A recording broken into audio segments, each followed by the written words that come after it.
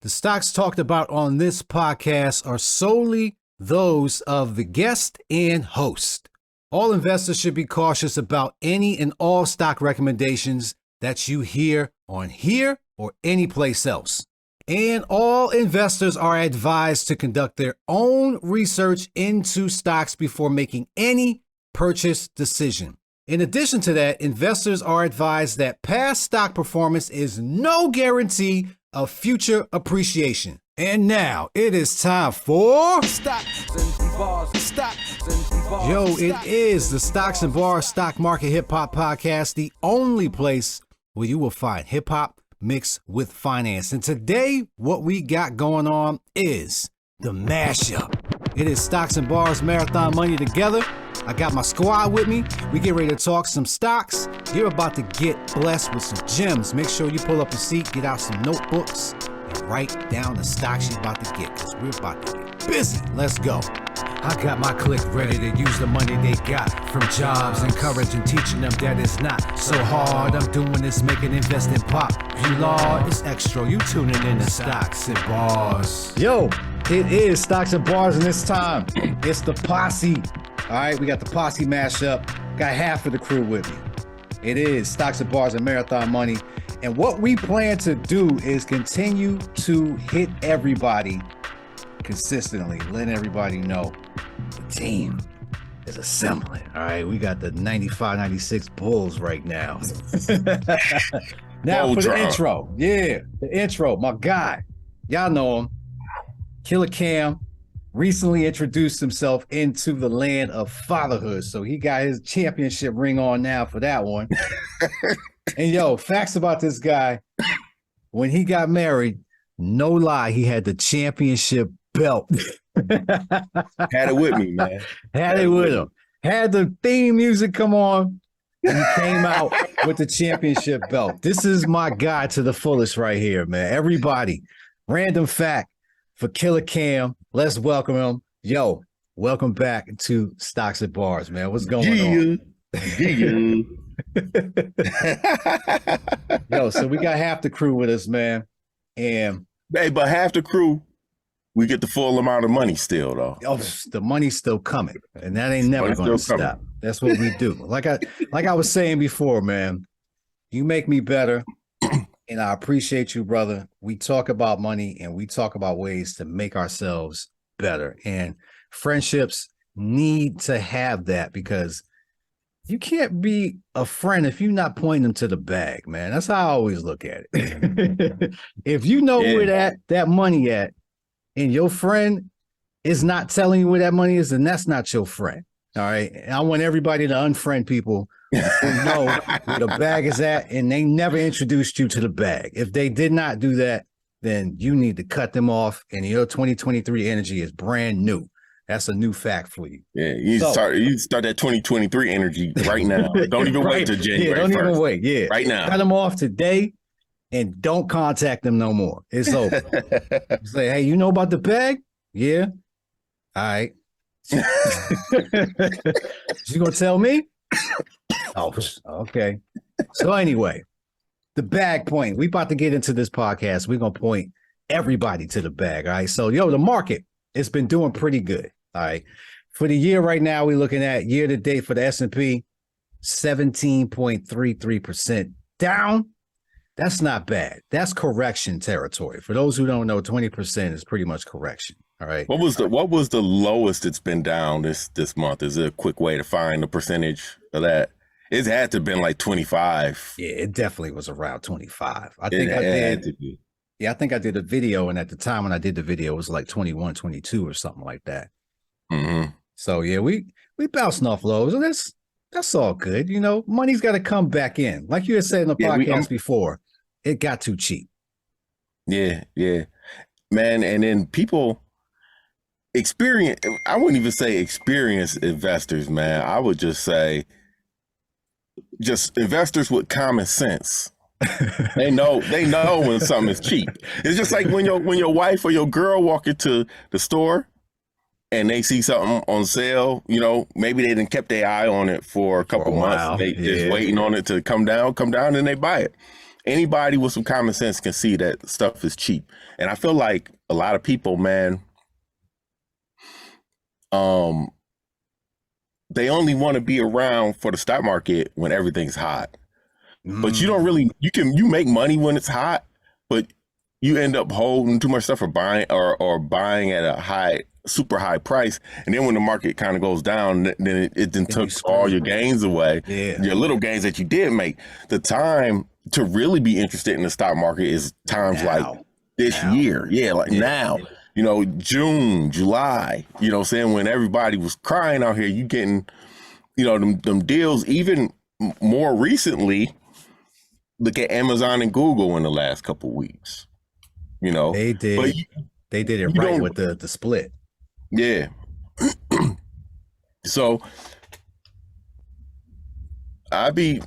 don't just come through in the market, you know, and get interested in investing when everything's hot, when everybody's talking about, you know, the market all-time highs and stuff. I get scared buying that all-time highs. You know what I'm saying? I'm like, oh, what?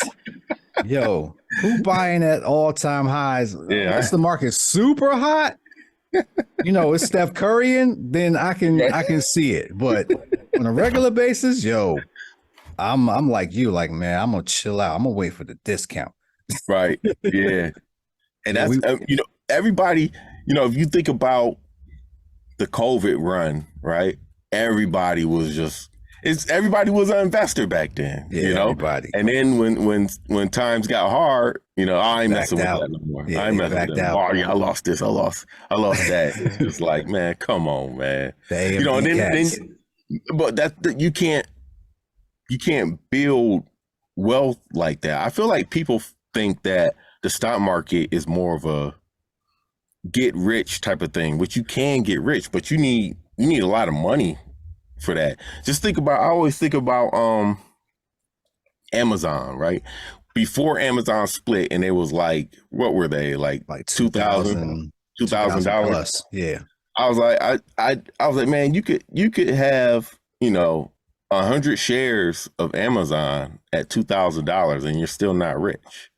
You know what I'm saying? I mean, I'll take it. Yeah, I'll take it, but you're not rich. You can have 200 shares of Amazon and you're not at 2,000. You're not rich. You know, so the stock market, I think, where people get frustrated is it's not really a place to get rich quick. It's a place to build wealth. Yeah, it's that over time flow. Now you can get rich, but you really have to be disciplined. You know, disciplining with your trading strategy. And you have to have multiple trading strategies, you know, options, you know, stocks, short selling. You got to have all these little tools in your bag. Yeah. Yeah. You know what? That's actually a perfect segue into what we could talk about tonight. All right. And it's Black culture investing, because you and I, growing up in this culture, have been experienced in a lot of different things. Right. Mm-hmm. Now, I had a conversation yesterday that kind of made me spin into this about our introduction to money, right? Because early on, it was a negative connotation to what the value of money really is, right? As I could tell you, when me growing up in Brooklyn, I didn't see people with money. I saw people who were just, you know, basically getting by as best as possible. And it wasn't until, I want to say, late teens, like 19, 20, then I really started actually building a relationship with money that was going to turn around, because to correct that ship is a lot of work, right? It's not just okay, yeah, I'm good. I know what I'm doing.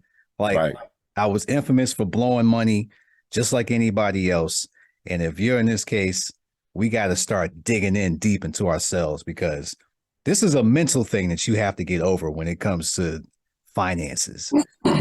Like, learning how to use money is a complete cultural shift, one, into a mental overhaul.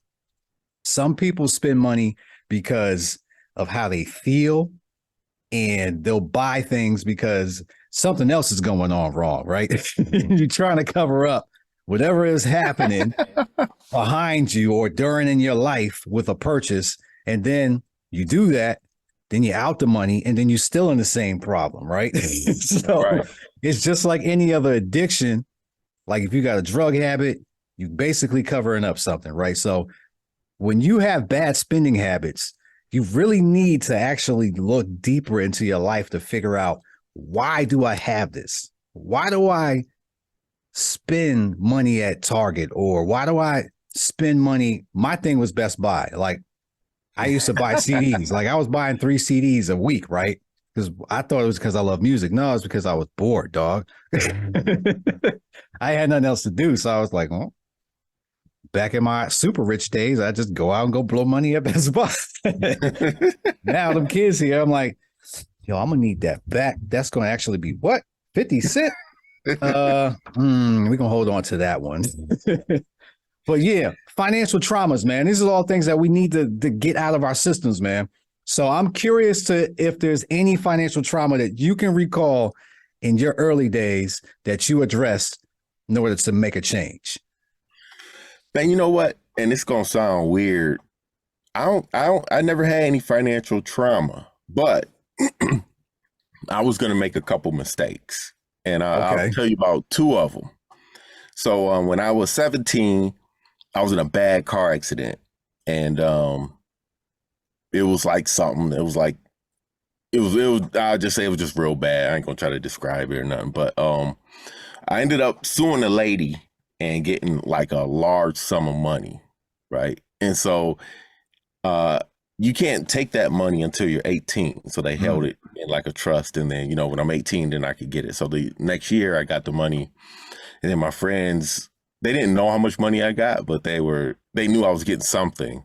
And then when they found out I got it, like, yo, you gonna buy a Escalade, or you gonna buy this, that? See, yeah. I'm like, oh man, the first thing I did, I went and I broke my grandma off some money. Yeah. Then I broke my mom off some money, and I remember I wanted to drink so bad because that's just what I felt like you had to do when you were celebrating. So I gave my brother some money to buy me like some cheap liquor, something I heard some rappers talk about. So like, yep, that's how it goes down. I put the rest in the bank. I bought like a couple CDs. That's when CDs were hot back then. They were paying 6-7% in the '90s or late '90s. And I bought some stocks with the other ones. I didn't know what I was doing with stocks at the time. I just knew that that's what people with money did, get stocks. So I bought stock, but it wasn't like I was picking stock. I bought mutual funds like through a bank, stuff like that. So they were managing it. So that happened. And then I got lucky because when I had graduated from college, that was 2005. And then I kept the money in there. I ended up taking the money out in 2007, which was actually genius. I didn't know what I was doing. Trust me. I didn't know what I was doing. That one, yeah. I just wanted the money because, and I said I was going to give you 2 points, but this is all wrapping up into one. All right. So I took the money out and I put it in my bank account. And I was going to buy a Jaguar with it, this brand new Jaguar car. Because I'm like, yo, I deserve something. I got all this money. I deserve something. So I go to the bank, and obviously when you're taking that much money out, you can't just be like, I'm taking this money out. You go to like the other guy or whatever. I don't know who the financial dude. And so he was like, all right, I had to sign something, write out the check or whatever. And then I got up, and he was like, "Hey, you mind if I ask you what you doing with all this money?" And I was like, "Oh, I'm about to go." I said, "Man, I'm about to go buy a Jaguar." He was like, "Well, I can't tell you what to do, but if I were you, I wouldn't do that." And then I sat back down. I was like, "Why?" And then he just went over all the stuff. He was like, "What you should do is take about $5,000 of that money and buy you a okay used car, and then keep the rest of it." And I was like, well, that sounds a little better. So that's what I did. And I'm so glad that happened. That was like 2009. ish, something like that. I'm glad that happened because that was 2009. It's about to be 2023. I still have all of the investments that I made after that. I still have Yeah. like, I don't think that money will ever be like separated from me. I'll always have something of that, like some little pennies trickling around You got from that that. tycoon money now. Yeah. So it was like I almost had financial trauma, but You ducked it. yeah, Angels was over you. it was over me. Yeah, them dollar angels was like, The don't dollar angels.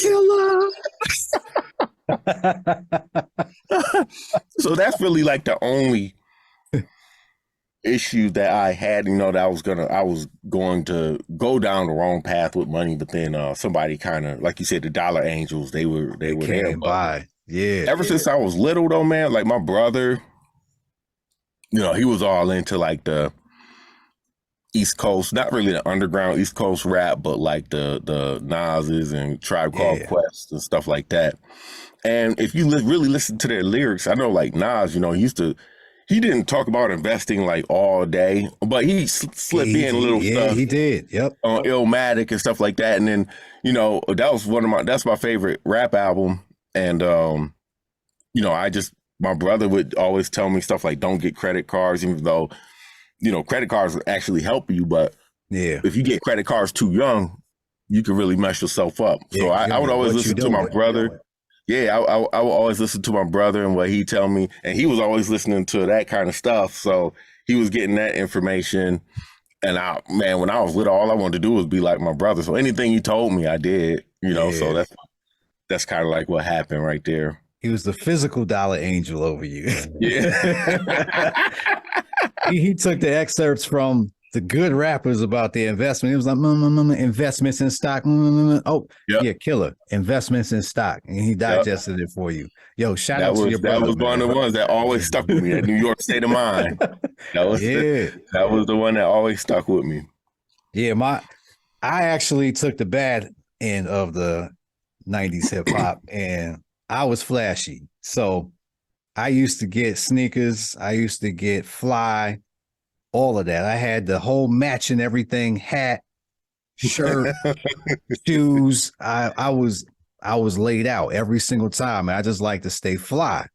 And obviously that old habit died because I put on a regular t-shirt any day now and rock it every day I could. If I couldn't wash it, I would wash it again and just and put it right back on.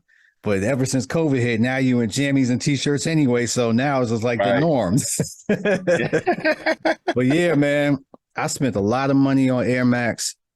I spent a lot of money on fitted hats. I spent a lot of money on jeans, polo, all of that fly stuff that every rapper was talking about. I didn't get the liquor side, but I did buy clothes. Enough clothes that I was good. And now I realize my errors, and I wish I could have 1/10 of that money back. Man, but everybody got to go through it, though. They do. They got to figure themselves out. When I got me a job, like in high school and stuff, only the reason why I got a job was because my mom stopped buying me Jordans. I used to like Jordans. And the only reason why I got a job, I worked just enough to get Jordans. That was it. They cost $120. Yeah, that was it. And so I remember I worked at a grocery store. I would only work Friday and Saturday. Those were the only 2 days I would work because it would get me enough money to get Jordans. That's all I wanted. I wanted Jordans and some gas money. That's all I wanted. I had to pay my insurance bill, and if I wanted anything myself, then I was just like you. I would work to get it. If I wanted to get a CD player, this is when my budgeting skills started to come into play, which is something that I think our culture does not do well at all, is respect the budget. Now, I had to learn that budget because I only had a finite amount of money that I earned every single week, and the stuff that made me learn was the Pioneer CD player. So the Pioneer CD player is what taught me budgeting, because I realized that Pioneer CD player was $250, right? This was when like the displays started finally getting real fancy and everything, like, Yeah. you know, the takeoff displays, and they had the little characters that would dance and all that. Yeah. I was mesmerized right in the back of Best Buy. I go in there like, yo, I want that. I need it. But I said, I want that. And it cost me $250. So I was like, all right, bet. It's going to take me $50 a week because I got paid weekly in order to get it. I get my money. I cut it out. I had an envelope. I stuff it in an envelope. And then, like, 3 weeks, I'm like counting it, like it's sitting there, like it's just going, all of a sudden turn to 250. I'm like, yeah, I'm almost there. Yo, I'm about to go in there and get it. And then you go in there with your little envelope. You're like, yeah, I'm coming in here with a mission. Yo, I want that right there.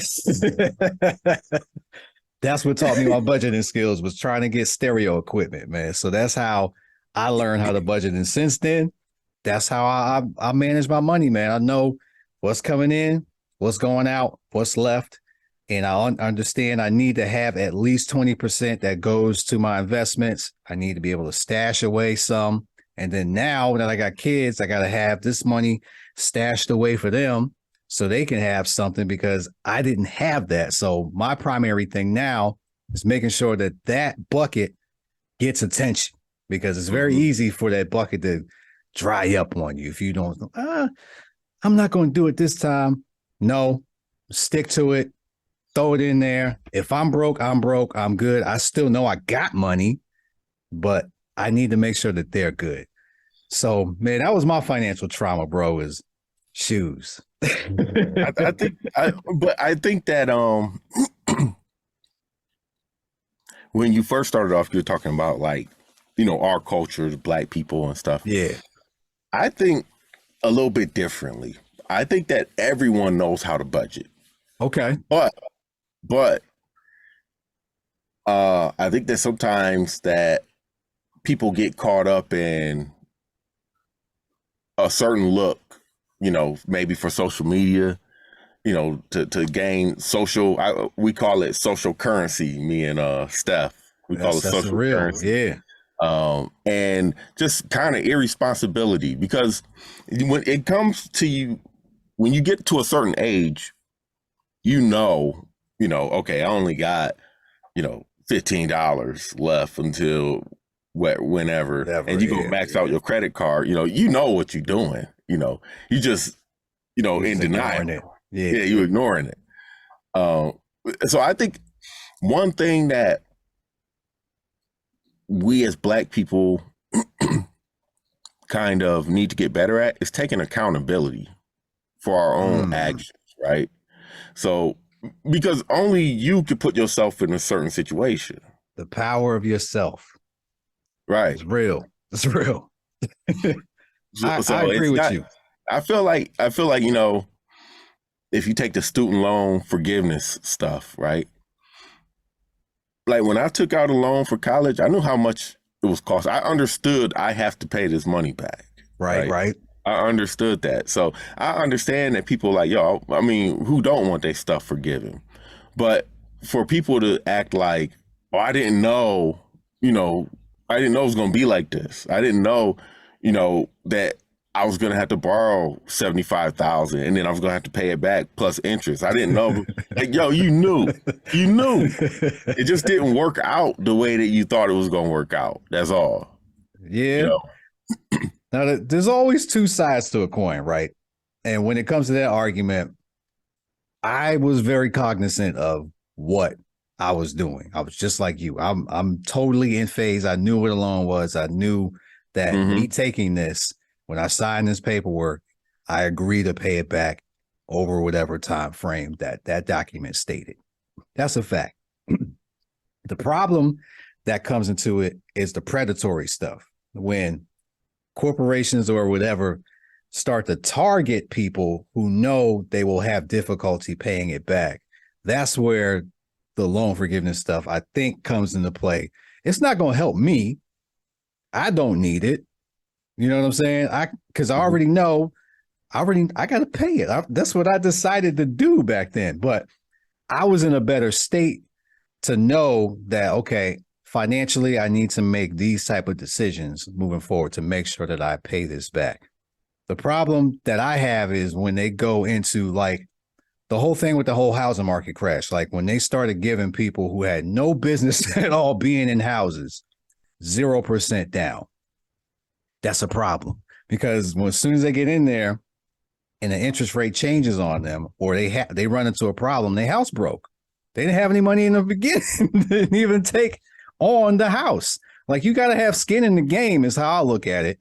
So if you're going to take something like that, you got to realize, one, you are responsible for it. Like, you and I agree.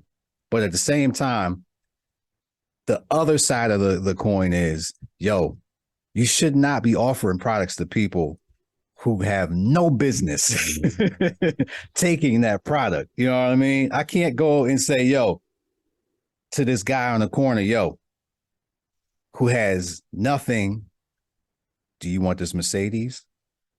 They'd be like, yeah, I want this Mercedes. You know what I'm saying? Heck yeah, I do. I bet if you want this Mercedes, all you got to do is sign right here. You offering it to them, and then you just backing up by the document like, no. You said you pay me back. They're in a different situation where they can't understand. Oh, so you telling me that people thought that they was getting free houses? When people got into those houses, not that they were getting free houses, but they didn't have skin in the game. So they didn't have the money that it takes to take care of a house. So once the housing market started to flip upside down and they had to make those payments still, they lost their job or whatever, they didn't have the financial footing behind them. So for me, I had to have a 20% down, right? I paid my 20% down. When you have 20% down, chances are what? You probably have your finances somewhat in order, right? I'm not going to say everybody who has 20% down is, good to go. But chances are, probability is going to be in your favor that if you have 20% down, that this guy right here is going to have a good chance of being able to make a reliable payment on this home. The 0% guy down over there, yo, he's sketchy. He had no money coming into the game. So to him, he doesn't have the same value on this.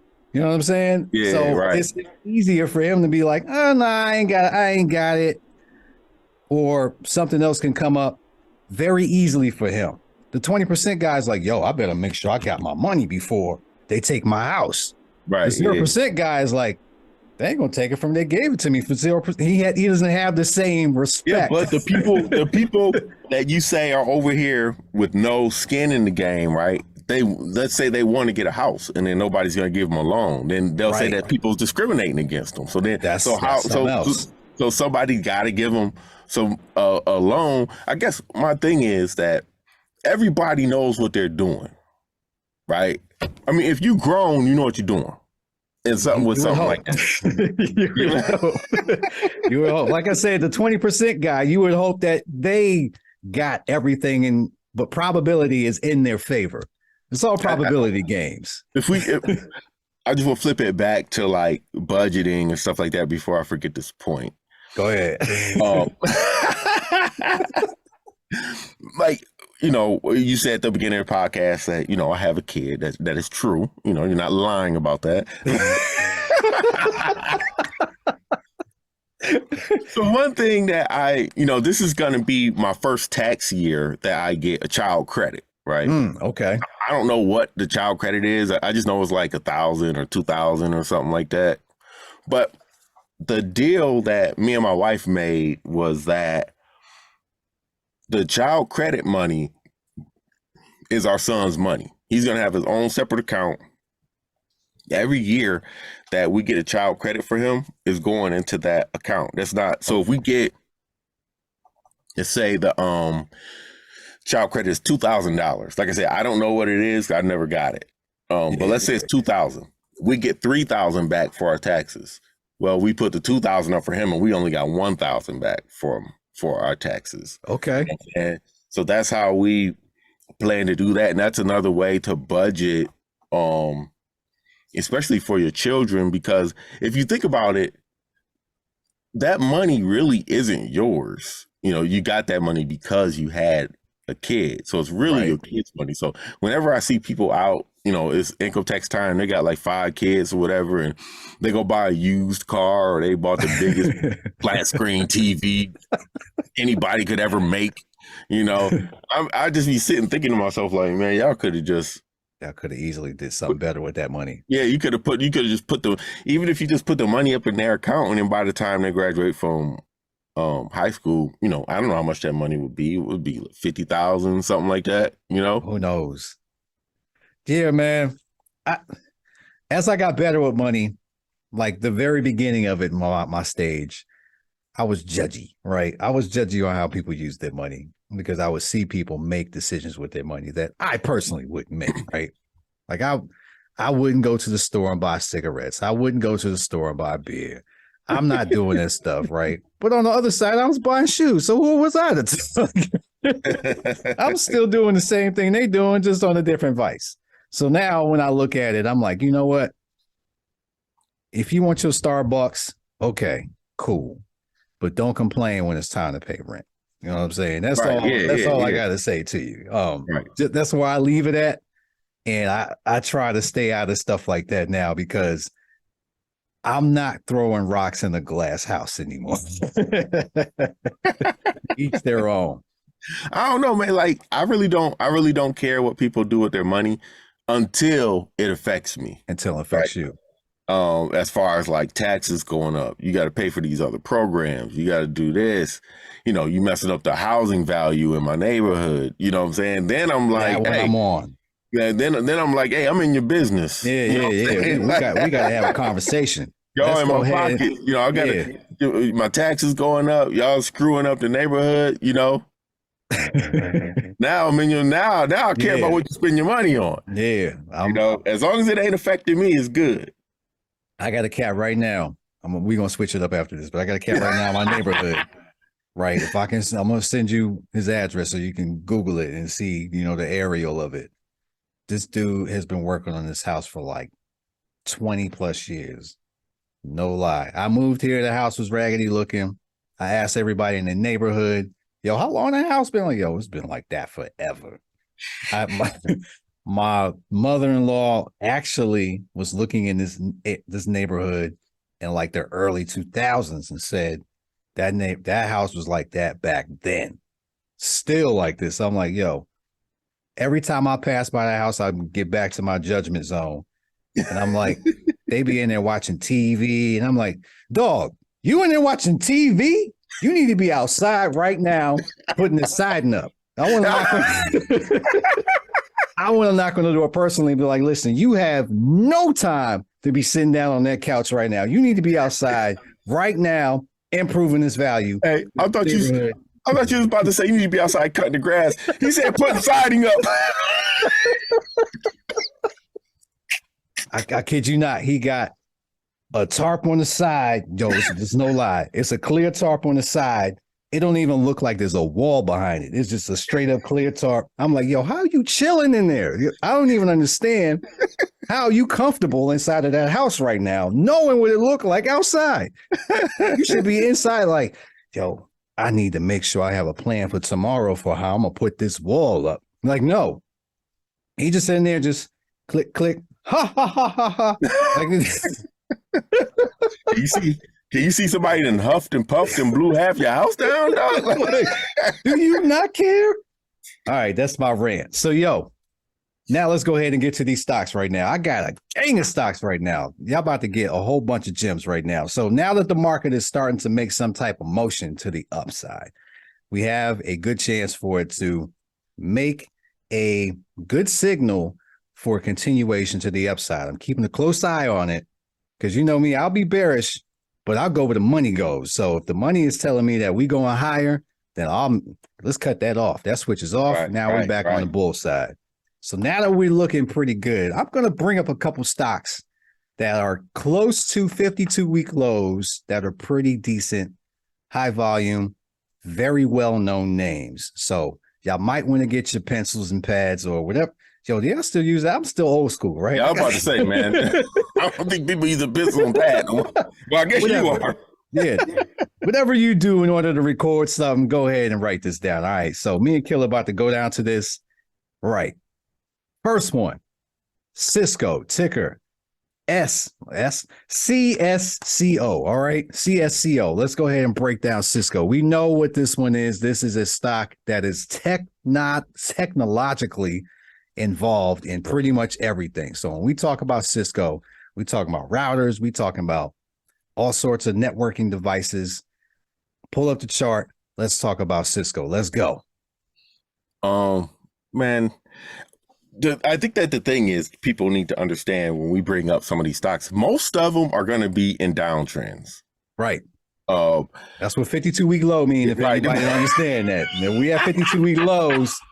We trying to give you the dollar off the $2 chips right now. That's what we doing right now.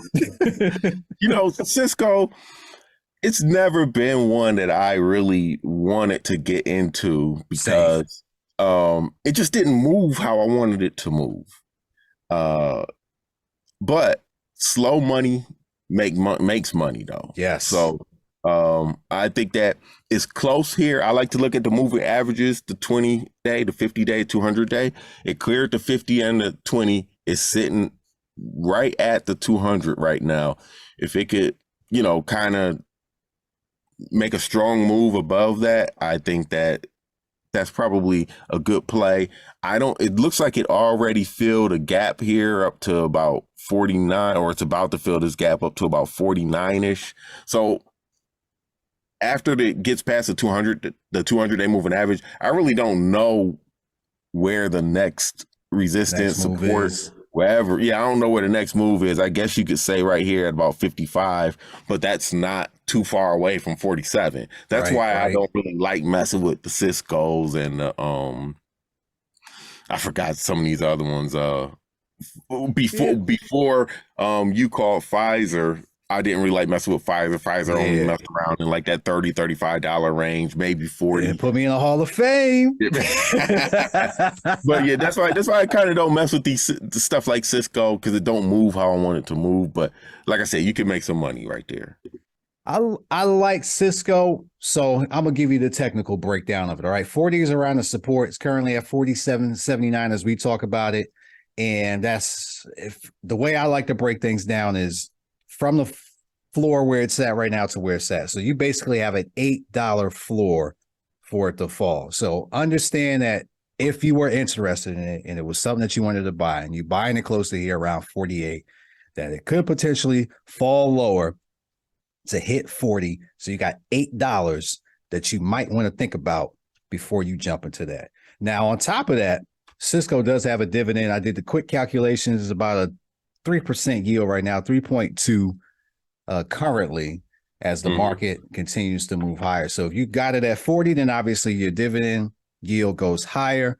But at 3%, that's not bad because average inflation is between 2 and 3%. So at least that takes that edge off of that. And if it does appreciate, then you do have something rolling with you for Cisco. So that's Cisco. I got one that I actually really do like, yo. Let's bust down Verizon, ticker VZ. Now, I had Steph on before, and we talked about Verizon versus T-Mobile. And at that time, we both chose T-Mobile. And that was obviously I was about to say, I think T-Mobile. T-Mobile has the growth potential, period. All right. It's eating the lunch of both Verizon and AT&T. And I think they will continue to grow. But besides T-Mobile, I still like Verizon for the fact that they do offer a dividend. And I'm going to spit out a lot of dividends because I think personally the market is going to continue to be in some type of range. And while things continue to churn, having a nice little paycheck come your way for the market churning, I think that's a bonus. You know what I'm saying? Yeah. I think that's all good. And people, like you alluded to earlier, slow money is still good money. You can still make some pretty good coin just sitting back. That's how Buffett makes majority of his money, right? He owns a whole bunch of shares. He gets checks just like this, just for sitting back, right? Then just reinvest it inside of the stock, and that's how he grows. But let me know what you think about Verizon. Let's go. I think Verizon is similar to Cisco, where it's kind of the slower money. That's why I've never owned it, but it's down here at the dumb low. Stupid low. That's what I said. 52-week lows is what we doing. Stupid dumb low. The absolute dumb low was 34.55. You got to understand, you're never going to get it at the stupid dumb absolute low. But right here at 38.55, that's very close. And Verizon, it's not really going anywhere. I don't think that Verizon, AT&T, or T-Mobile is going to go anywhere, even if they're trash, because you can't only have two companies. They didn't even want T-Mobile and Sprint to merge, and then they didn't want who was it? AT&T and Singular to merge. Yeah. So that's how old we are, Singular. Yeah. So I think that these are the players in mobile for right now until another bigger, company comes through. So that's why I don't think they're going anywhere. Verizon is still pretty good. Yeah. Company. But as far as the stock, like I said, I like to look when it's something under the 200-day moving average. I want to see it move towards it. And it's 200-day moving average is sitting around 46, 47-ish. That's only like a $10 move from here. Don't sleep on $10. I mean, I see it getting there, but I don't see it getting there for like months. You know what I'm saying? All right. So let's bust down the technical aspect of it. All right, 52-week lows is every stock on here is close to it. All right. Now, Verizon is special for the fact that this price that we're seeing right now, we haven't seen since 2013. All right. So we're at lows that haven't been seen in ages, right? We talking about 10 years ago. 10 years ago, I don't know what I was doing 10 years ago. I know I wasn't buying stocks like this. I wish somebody would have told me, 52-week lows, Verizon, you might want to get it. So 10 years ago, we were buying stock. Yeah, we was buying stock, but we weren't buying it like this. Yeah, not like this. Not what we trying to really bust down and say, if I own shares of this right now, how am I going to look 10 years from now? Right, yeah. So, all right, let's do the dividend on here. Last dividend was, come on, let me highlight on it. It looked like it was about October 6th. Okay, it was is that 65 cents? Yeah, 65. All right, so 65 times 4 out of 38.55. That's 6.7%. That's what's up. That's inflation fighting money right there. Catch this one right now. That's a really good look. And as we discussed, Verizon is going nowhere. People will still have their cell phone service. I don't know how much longer because they're expensive. I do wonder about the future as far as like 5G, since like cable companies and stuff can actually start offering. That's a whole nother topic. But I think Verizon is still a good look. As far as where they are right now, when I'm looking at the monthly chart, they are very gapped away from their 20-day moving average. And that's usually a good buy signal. When you're too far away from that moving average, prices tend to come back in order to get back to that moving average. So I think this is actually a pretty good pickup around 38.55. The floor is what? Yeah, right around 35. So about 35 support. So you're only about $3 over, $3.50. That's not a bad fall. I think this is a pretty decent pickup. Verizon. All right. So let's move on over to another one right here. All right. This one. Go ahead. Can I throw one out? Yeah, do it. It's not at a 52-week low. What's up? It does have a good dividend. One of my favorite ones right now, DVN, Devon Energy. All right. Now, the reason why I like this one is because although the market has been in a downtrend this whole year, this has actually been in an uptrend. It's energy. Energy is hot right now. And I like DVN because they're paying a 7.3% dividend right now. That's juicy. And, I've been in and out of this since about $58. I'm back in it. I think I got back in a couple of days ago at like 67, something like that. So I just been playing with it all year. I think this time I'm going to hold it. I'm not going to play. I'm in the hold mode right now too. Yeah. Yeah. but it's not at a 52-week low, but it is one that has been strong and held up well through a bad market. And I think that says something, you know. Yo, that's actually a good segue because I like Devon. I like Devon Energy.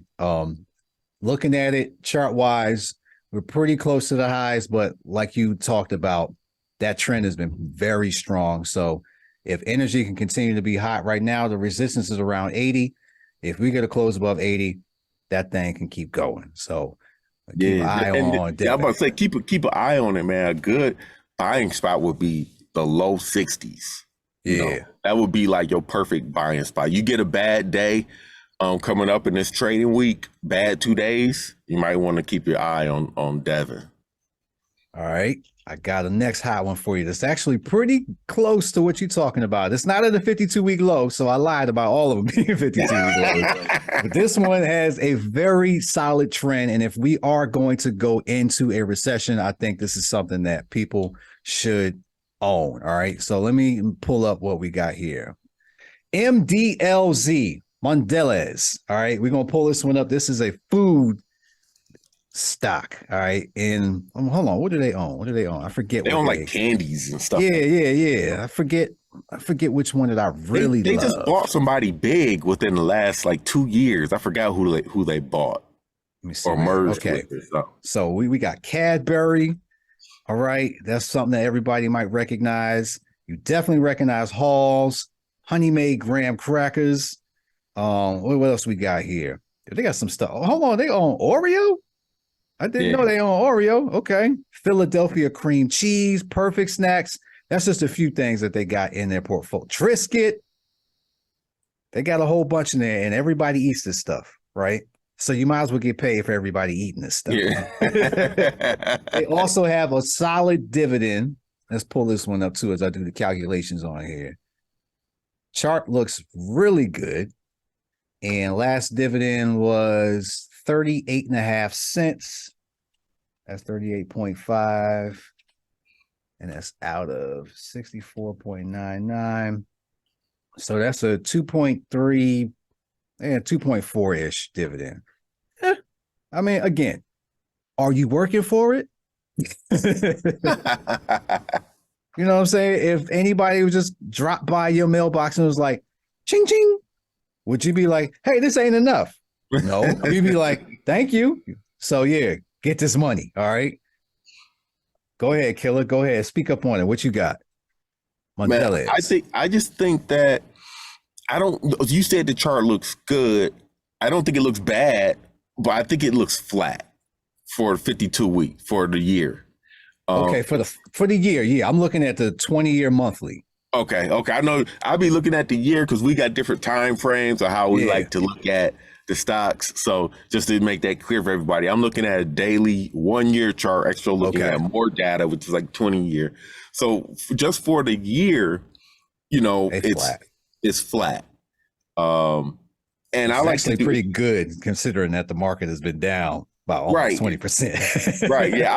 I was just about to say, like, I do 1 year. Sometimes that's not enough data, but for this year, I feel like it is because the market has been down so bad. If you see a chart flat or up this year for this past 52 weeks, it's probably something that you want to be in. It's held. It's strong. It's holding up. Yeah. This is definitely a solid one.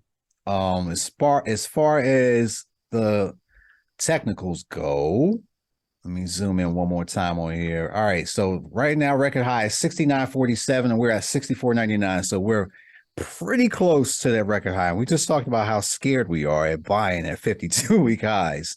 Yeah, but the thing is, though, it's always going to take out its high at some point. You know, stocks always go high. Absolutely. You know what? I'm interested, Killer. What kind of market cap we got on here? Because you're the market cap genius when it comes to this. I love when you talk about that market cap because I don't really look at it, but when you talk about it, I'm like, yo, that man makes a lot of sense talking about that. Mondelez market cap. 88, basically 89 billion. 89 now, when you talk about 89 billion. Now, when you talk about market cap, I like to also talk about the like shares outstanding that they have, which let me pull that up. This is why we make a beautiful team. 1.3 billion shares outstanding, which I'm fine. I usually don't like stocks with that many shares outstanding, but Mondelez is a solid company, been around for a long time. They probably got to that amount of shares outstanding by stock splits, not by issuing new shares. Right. So that's fine with me. Now, when I look at this is a bigger company. When I look at their market cap at basically 89 billion, I just look to the next easiest number, which is 100 billion. 100, yeah. Can they get to 100? I think, yeah, they definitely get to, especially in a recession. Because I mean, you talk, look, all the foods that we just named in their portfolio, right? It's cheap. Mm-hmm. And what's people going to do in a recession? They're going to get what? The cheap food, okay? Yep. They're going to be smashing Oreos. Yep. They're going to be smashing Triscuits, right? They're going to be downing it with some Tang. They're going to make all sorts of bad decisions with food, but yo, let's get paid for it because that's right. Exactly. Right. Exactly. All right. So there's Mondelez. All right. Now, here's one that I'm sure Killer going to hate. All right. He's going, hate this one. Because this is an old school stock, all right. And he talked about it before, but this one here, I think, is the heartbeat of America, right? Railroads. This is CSX, all right. CSX.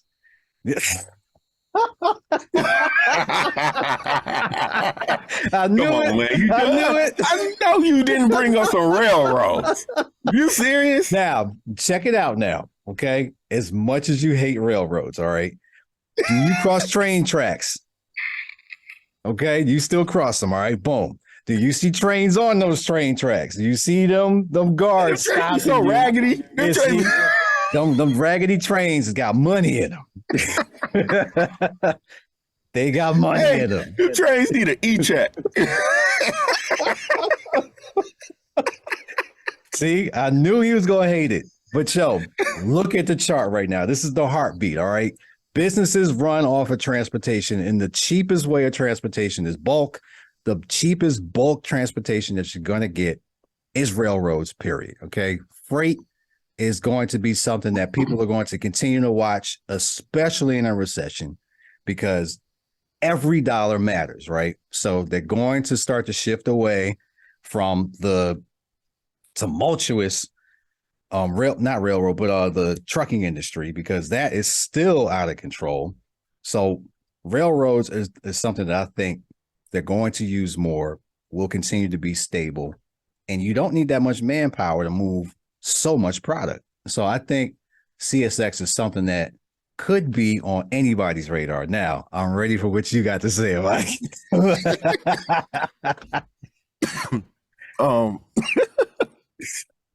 The chart, I'm looking at the 1 year chart. It doesn't look terrible. It's more on the flat side. You know, I can't hate on it like that. My problem with it is there's no growth. So if we bring back, I know you said that, cheaper form of transportation, people going to it and stuff, but you forgetting air travel, that's another way to do it. It's expensive, unless, you can't fit as much in the plane.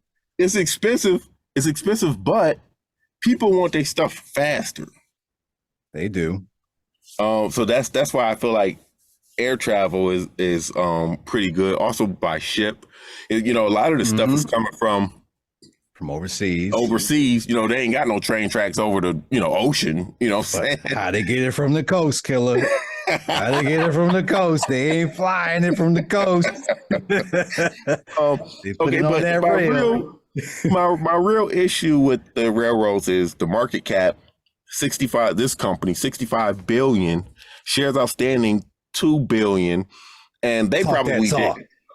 They probably didn't get here to 2 billion shares outstanding by issuing new shares either. They probably did a bunch of stock splits because railroads was hot in the 60s, 70s, probably 80s too. 40s, 30s. Yeah. So they probably did a bunch of stock splits to get where they at. I just don't see the growth here in with the company. Do I see this going up to almost doubling to $100 billion market cap? I don't. I'm not even looking at the chart. I guess I'm just hating. I don't see it going. I don't see it going up to 100 million because you can't do anything new with railroads. The railroads, yeah. Now, if you're talking about some Hyperloop stuff that Elon Musk trying to do underground, stuff like that, maybe. But, there's nothing new that you could do to railroads. True. So that's why they just always like that, Yeah. And to add to that, the technical aspect of it is the 20-year monthly chart. Once again, we're bouncing off of lows, and that support is at, we'll say about 25, 26. We'll just say around there. Yeah, right? that's a 52-week low, is about 26. So we bounced off of that, and it showed some pretty decent strength coming off of that. But their dividend is trash. They only give out 10. Yeah, I mean, it's 1.3%. Listen, when we do the synopsis at the end, obviously this is getting crossed off for that fact alone, because 1.3%. Now, I did just finish saying if somebody put, a little bit of money in your mailbox, you happy about it. You ain't complaining. But at the same point in time, we just talked about some bangers on here, about some 6%ers. Yeah. If I got choices, fam, give me the 6 and 7%. Yeah, Toss this out the window. Hey, man, you mess around and knock on my door in a blizzard and say, like, hey, I left 1.3% in your mailbox. I'm like, oh, I ain't going to get it. You go get it and bring it out. Like, you know what I'm saying? There ain't no reason for me to walk out this blizzard for 1.3%. Yo, I just left 1.3% in your mailbox. You might want to go get that. Like, nah, that's going to blow away, fam. I'm good. I spent more walking out the door to get to that 1.3%. I'd be like, man, when you leave my house, open up the little door so it can blow away. You know what I'm saying? I ain't got the little door on the mailbox, you got to pull it down. Open that up so it can blow away, so I ain't got to worry about coming out there and getting that. Don't knock on my door again. Matter of fact, pay yourself back that 1.3% as you get back down the driveway. Waste my time no more. All right, we clowning on CSX. All right, I got some better ones than that one, okay? That one's automatically getting tossed off.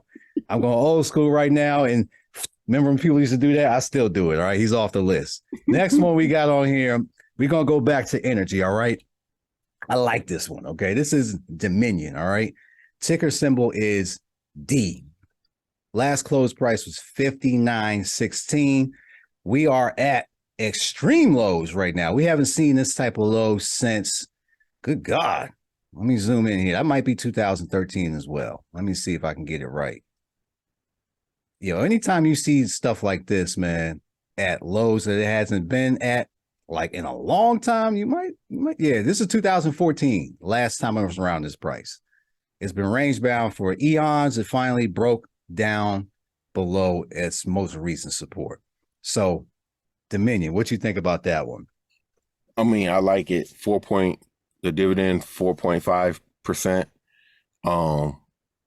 I can't really say, oh, it's in a downtrend because everything's in a downtrend right now. Those are the ones that you're looking at. Yeah. So I think that it could get back to 88, where the 52-week high was.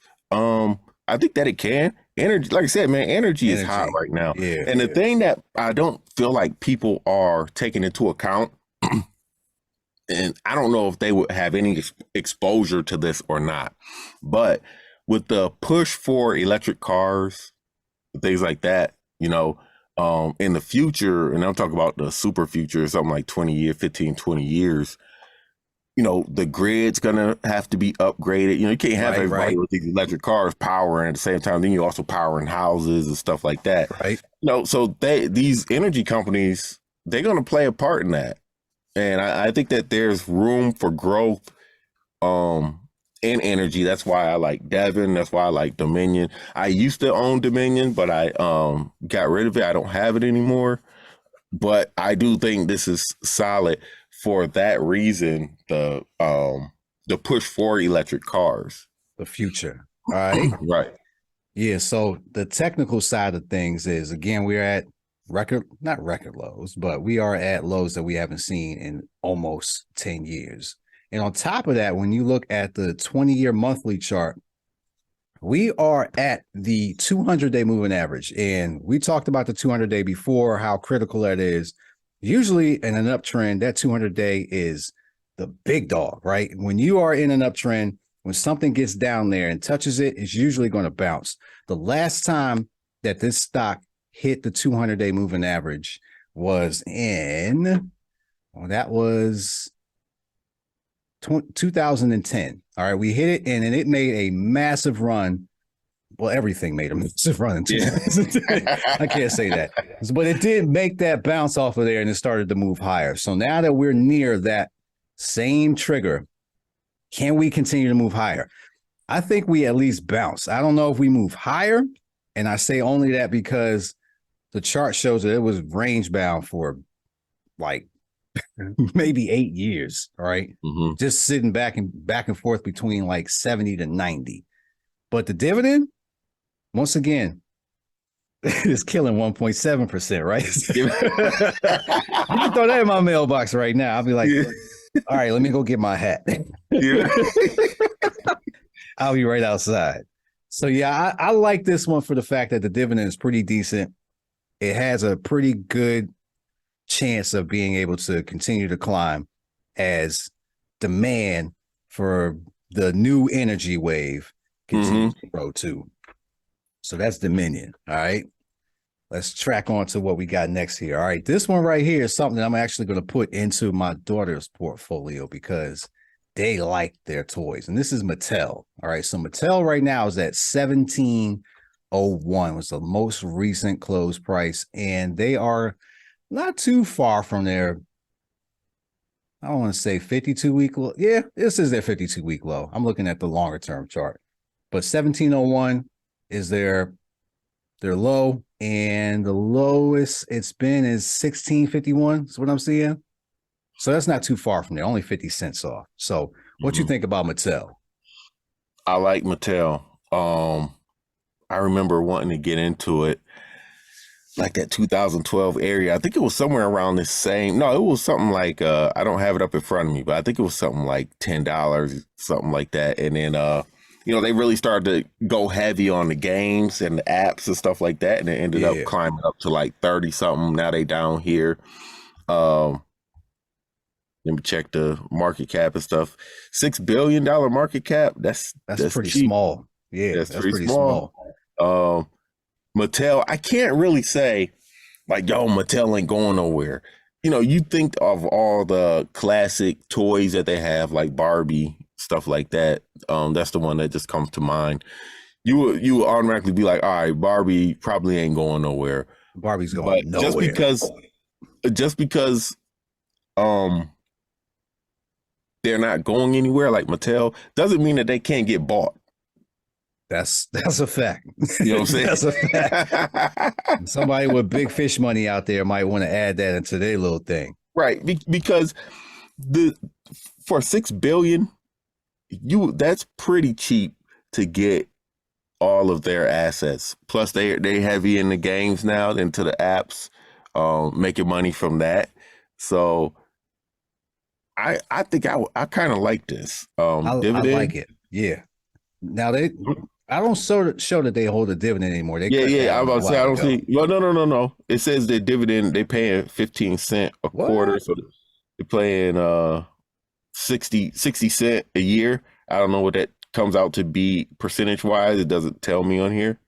I think so. We got two different informations here. I'm looking at it that they actually cut it in 2017. The last dividend that they cut was 15 cents, but they haven't cut one since 2017. Okay.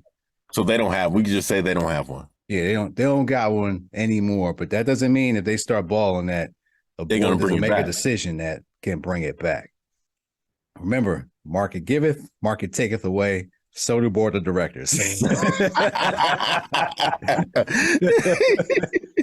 Now, I do like Mattel. Like I said, it's something that I plan on putting into my daughter's portfolio because they got Barbies, right? And I want to break down on what Mattel owns because all we know is Barbie right off the top, right? So I Googled it. Thank you, Google. Another product that we should probably be buying. Google, thank you. Barbie is something that they got that we know. Hot Wheels, we forgot about that one. All right. Yeah. Hot Wheels is always something that is dope. I would still play with a Hot Wheel right now because the Hot Wheels got, they got some nice cars, man. I might want to pick one up. So they got Hot Wheels. What you don't know, Fisher Price. Okay, I'm pretty sure you got some Fisher Price now. Oh yeah, the youngin' around.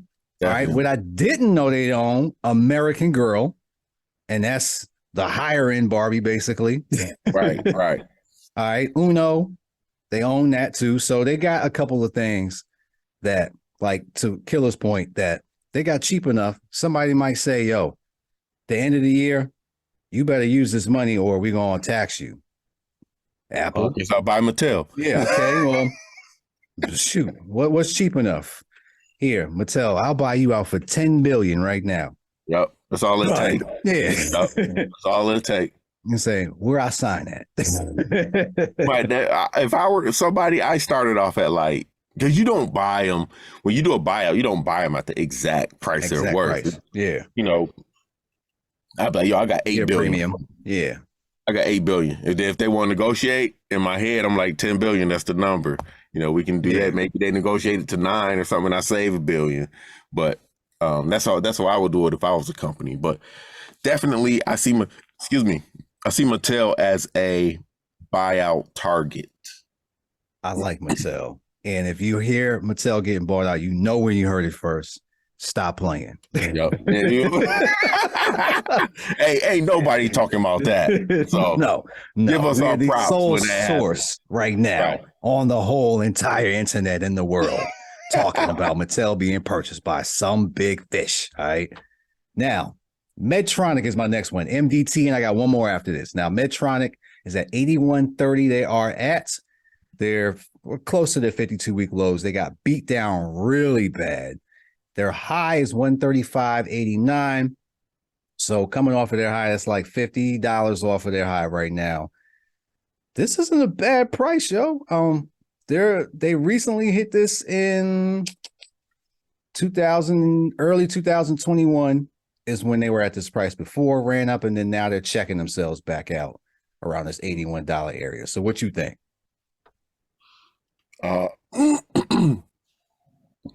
Just looking at the chart, it looks similar to most of all the other charts. I do see a gap here around mid-December of 2021 of the gap to about 110. So they would have to get over that 200-day moving average, obviously, to hit 110. And plus, 110 seems like some pretty good support. So I can see that going up, back up to the air, especially if the market gives it a little bit more of a push. Yeah. It's not really one that I'm really looking at, though. This is actually the first time that I've heard of it.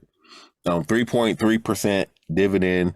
Yep. 1.3 billion shares outstanding, and the market cap is $108 billion. So I'm not familiar with what they do to really say like, all right, I mess with this or I don't. It looks like healthcare tech. Yeah, I'm getting ready to Google it now. Yeah. Okay, so let me change medical up. Devices. Okay. Yeah, let me change up. Because medical device equipment is hot. Yeah. It's almost like robotics. Because a lot of the stuff that they're going to come out with in the future is going to be kind of like robots operating on you, basically. I mean, don't think like, robots in there like doing a Thriller dance, doing surgery on you. But they can have like tools and stuff that does a lot of stuff for them. For you, yeah. Yeah. So I do like this space. So I'm going to say I would buy this. Okay. There's other in the medical device space that I like better, but any medical device company, I'm willing to take a chance on. I feel it. And what people don't know is some stocks move in sympathy. And that just simply means that if another sector is hot, just because that sector is hot, that stock in that sector can also move along with it just because. Yep. Somebody be looking for, Tesla. NIO got hot because Tesla was hot, right? Yeah, So yep. because it had that sympathy move. So people will try to, oh, I ain't got enough money to get Tesla, but this stock is kind of like it. So let me Exactly. go ahead Yep. and throw a little bit of bread at it Yep. and move along how it moves too. So I like Medtronics. Once again, it's near a 52-week low. And it's not too far off of its 200-day moving average. But the chart right now is showing that it's starting to take advantage of that support near that $80 range. And it has a strong history of being stable at 80. So I think this is a pretty good entry price for somebody who's looking for something to put into their portfolio for medical equipment. This is a pretty good looking at 3.3. You get to hold it and get paid for it. I think it's a win-win, both sides of the coin. All right. Let me ask you about a stock in the medical device that I do like. I don't own it yet. I used to own it. I don't own it. ISRG. Oh, this is the one we used to talk about. All yeah, we used to talk about this with a lot. Now they don't have a dividend, but I do. I like the growth here. Yeah. This is a great story that we used to talk about all the time. We'd be like, yo, did you see that? Did you see that? We talk about everything we've seen. Now we talk about what we do. There's a whole lot of difference. I'm glad we made it to that. But again, you got to go through that, right? Yep. You got to gain the confidence, right? That's all it takes. You sit there, you look at charts and you're like, dang, I should have did. I had a good feeling about it. We had enough good feelings. Now it's time to get good money. Exactly. But yeah, ISRG, I'm still with it, man. I don't own it. I still don't, even though I talked about it a long time ago. But I still think that it has a pretty decent growth opportunity, especially in the medical field. Mm-hmm. So yeah, ISRG, if it's too big for your money at 262, you got MDT. All right, last one on this list before we wrap this one up is something that everybody knows about, right? Tyson Foods. Okay, Tyson Foods, TSN. Right now, last close price, as we talk about, is around $65. And as far as the 52-week low, we're pretty close to it. All right, 52-week low, as far as what I'm looking at, is around 62.94, I think is what I got right here for the 52-week low. So we're only about $3 off from there. So what you think about Tyson? I like it. I like Tyson. Obviously, the chart is not the best looking. It's not glamorous. It's not sexy right now. No. Yeah, it's not. But Tyson is one of those ones that's been around for a while. People are going to be buying it. You know, it's not going anywhere. This is one of the ones you want to take advantage of down here at the low. You know, this is low. This is at the dumb low. You know, you're only $3 off from at least the 52-week low. Yeah, that's the low. This is what you get when somebody try to give you the low. This is the low right here. It's as close as you're gonna get to it because you're not gonna nail it right there out there at the exact low. I mean, they're $23 billion market cap. I like the shares outstanding, only 359 million, and they pay basically a 3% dividend. Yeah, basically. I like Tyson. I do. I like this one. And I really like because you're getting it at the low. As far as like support levels and stuff. Shoot. 60. Around 60. I'm thinking of like above it where it could go. Okay. I'm looking to see some maybe about 80. Yeah, I see 82. Yeah.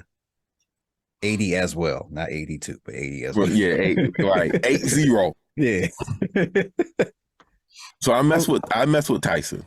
I like Tyson. I like this one. Like you said, this is a food company that's not going anywhere. Every time you go to the grocery store, which you gotta go to, you're going to see a food product from Tyson, whether it's the chicken that we always know about, but they also make other foods. And I'm sitting here saying that like I know what other foods they make, so I'm going to go ahead and Google it in real time. So I got something else to say about it, right? What do Tyson Foods make? All right. Tyson Foods. All right. Protein, focus, yada, yada. Okay, they got chicken. All right, boom. Here we go. Tyson. We got Tyson, obviously. Jimmy Dean. All right. Hillshire Farm, ballpark. Right. All right. I don't know what State Fair is, but if you heard of that, that's what they got. Okay. Somebody right now like, yes, State Fair. I'm like, huh? I ain't never ate a State Fair product in my life. But if you got it, I ain't making fun of you. Eat your State Fair.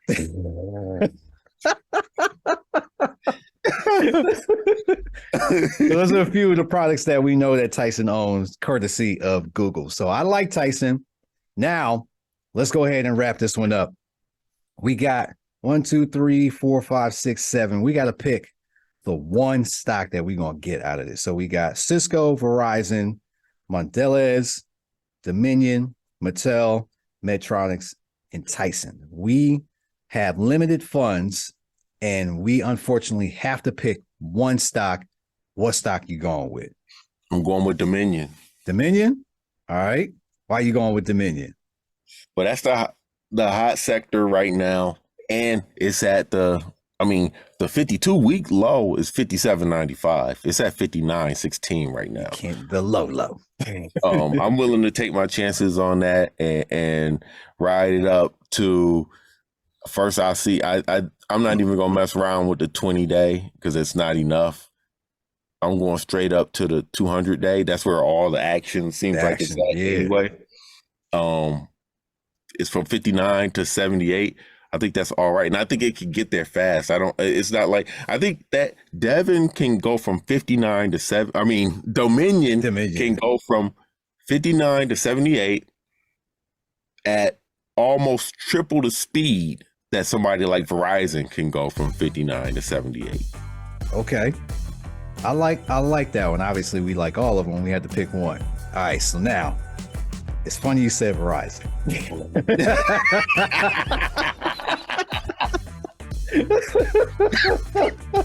Yeah, as long as you didn't pick the railroad, if you picked the railroads, I was going to just leave. Nah, CSX already got crossed off. That was gone. I ain't even bring that one back up.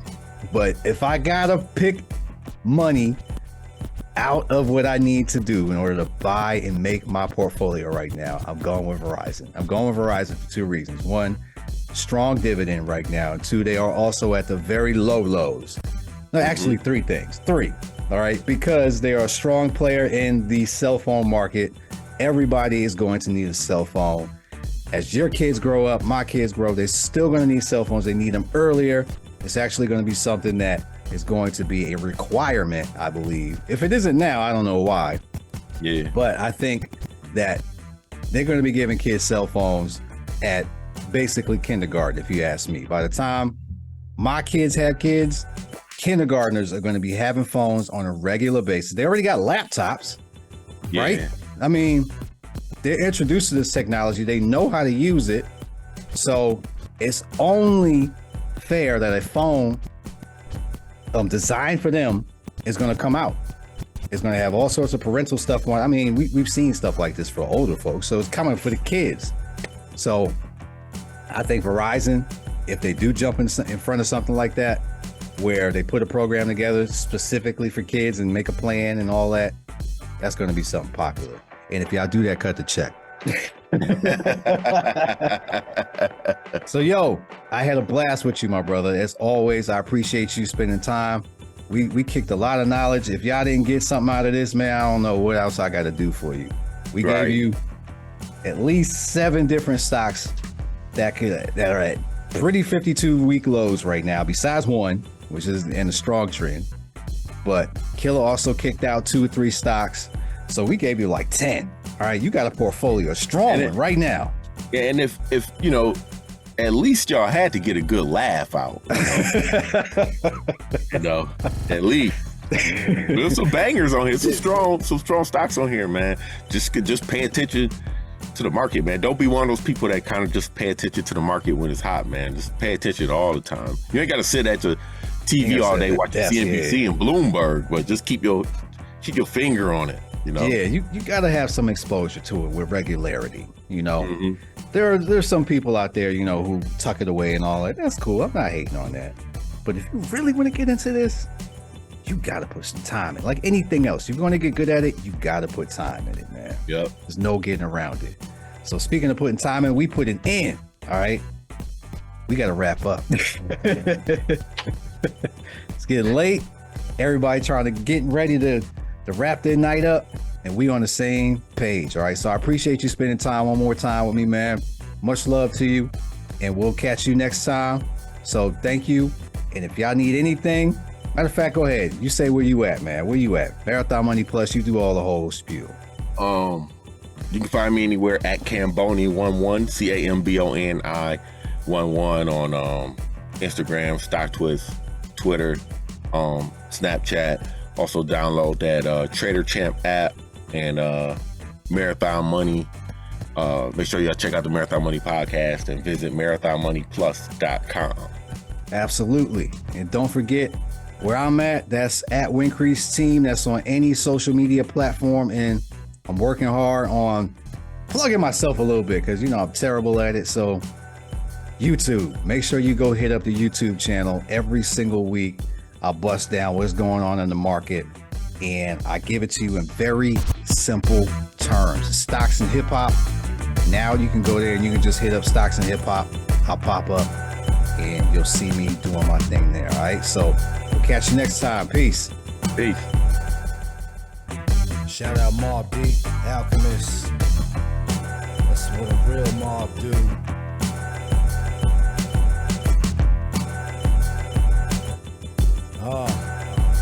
I'm a man of many hats. My investment one fits best. Whenever I make a trade, my aim's 100%. Anybody can do this. Ain't no one exempt. The stock market is what you need if you want to get rich. Stocks and bars, marathon money, turn your bread from how I'm knowing I'm doing to look at what I just did. This ain't a get rich quick scheme aiming to hit like a lottery ticket or you pushing in on your chips. This is using your head and calculating your risk. One thing it can do the work of 40 years at the gig. I rap about the stock market, how I'm troubleshooting. I used to rap about how I get in trouble shooting. Now I play the background for my brother's rooting. Civil rights when I spit on mics is another movement. Pick my team from hip hop. I ain't done recruiting. It's a stock market hip hop. I'm the one to do it. This is what a real job do. This is what a real job do. Investments in stocks.